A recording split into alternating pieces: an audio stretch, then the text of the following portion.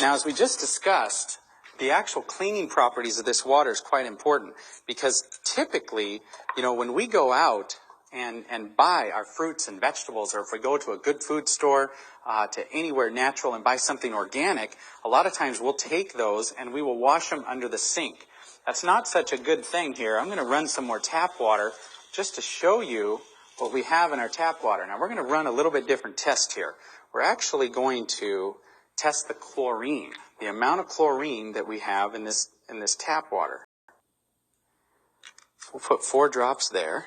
We'll go ahead and stir this up. And that yellow color, you can see, is a ton of chlorine. That is a lot of chlorine. And of course that chlorine's put in there, I guess, to protect us, but I certainly don't want to put this chlorine into my body.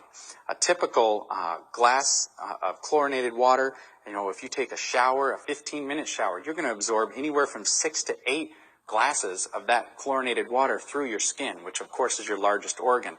And so you don't want that to happen. But here's what happens when we go down to the store and we buy a fruit or a vegetable or whatever it is, and we decide to wash it off.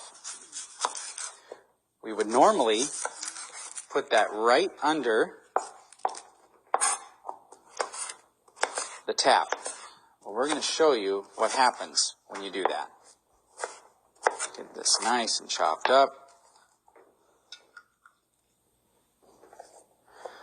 I'll just give this a nice little bath.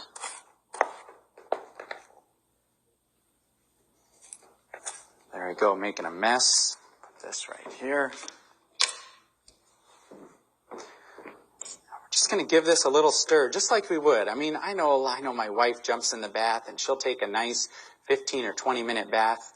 Well, the good news is that, we have a nest spa that we've actually got in our home. So when we bathe, we don't have to bathe in this tap water because this onion now is representing our skin. This onion also, it would be like any of the food that you would decide to run under the tap.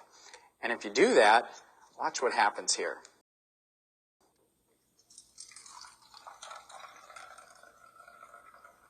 As we pour this out, take a look. What happened to that yellow chlorinated color? You know what happened. It's gone.